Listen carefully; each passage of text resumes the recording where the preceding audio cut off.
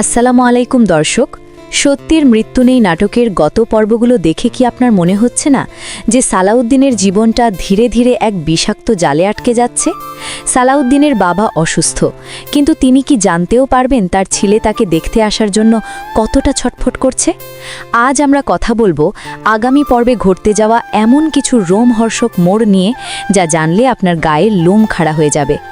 বিশেষ করে সালাউদ্দিনের সৎমা জায়েদা যে নতুন চালটি চেলেছে, তা হয়তো এই পরিবারের ভাগ্য চিরতরে বদলে দেবে।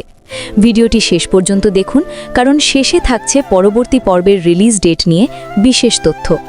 নাটকের সবচেয়ে বেদনাদায়ক অংশ হল সালাউদ্দিনের সরলতা।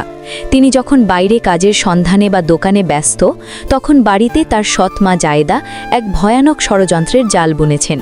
সালাউদ্দিনের বাবা যখন মসজিদে মাথা ঘুরে পড়ে গেলেন, তখন থেকেই জায়েদার আসল রূপ প্রকাশ পেতে শুরু করে। তিনি কৌশলে সালাউদ্দিন এবং আমেনাকে বাড়ি থেকে দূরে রাখছেন। আমেনা যখন খবর পেয়ে শ্বশুরকে দেখতে আসলেন, তখন জায়েদা তাকে বাড়ির ভেতরে ঢুকতে পর্যন্ত দিলেন না।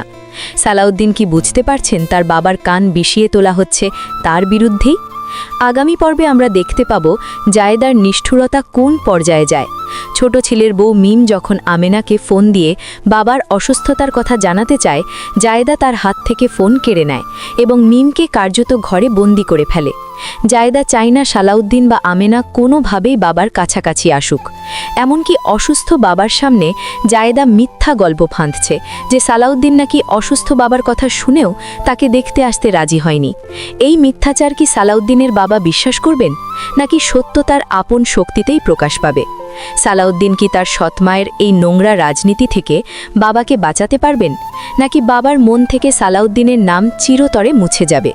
সালাউদ্দিনের বাবার সম্পত্তির ওপর জায়েদার এই লোলুপ দৃষ্টি আর কতদূর পর্যন্ত যাবে? এই সব প্রশ্নের উত্তর নিয়ে আসছে আগামী 14 এপ্রিল দুপুর 2টায় সত্যের মৃত্যু নেই নাটকের পরবর্তী ধামাকা পর্ব। বন্ধুরা, সালাউদ্দিনের প্রতি এই অন্যায় আপনার কাছে কেমন লাগছে? কমেন্ট বক্সে আপনার মতামত জানান এবং ভিডিওটি শেয়ার করে আমাদের সাথেই থাকুন। দেখা হচ্ছে আগামী পর্বে।